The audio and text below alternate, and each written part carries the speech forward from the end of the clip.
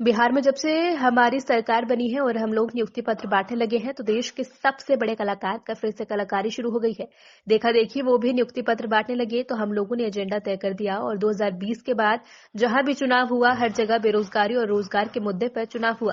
इसी पर बात करनी पड़ी और ये बातें बिहार के उप मुख्यमंत्री तेजस्वी यादव ने कही है। दरअसल राजधानी पटना में मिलन हाई स्कूल में आज की तरफ से भाजपा और हटाओ देश बचाओ महारानी का आयोजन किया गया था। वहीं महारैली में शिरकत करते हुए तेजस्वी यादव ने कहा कि जब से हमारी सरकार बनी तो एक काम तो हुआ है, जो अब तक हिंदू मुस्लिम की लड़ाई करते थे आज वो भी रोजगार की लड़ाई लड़ रहे हैं।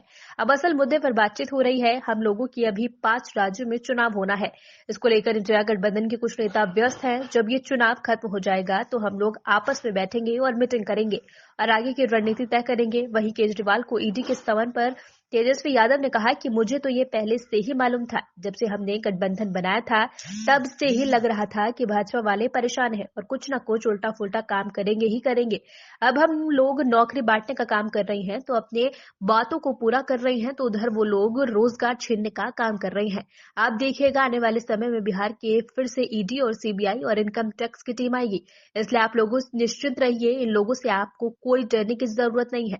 भाजपा का लोग जहां सत्ता में नहीं आता है वहां सीबीआई, ईडी और इनकम टैक्स छोड़ देता है। ये देश की जरूरत थी, लोगों की मांग थी कि लोकतंत्र को बचाने के लिए, देश के संविधान को बचाने के लिए सभी विपक्षी लोगों को गोलबंद होना होगा। और वही अगस्त क्रांति के दिन पिछले साल हम लोगों ने फैसला किया, लालू जी ने, नीतीश जी ने, कि मिल करके महागठबंधन बना करके इन भाजपा लोग को बाहर करेंगे।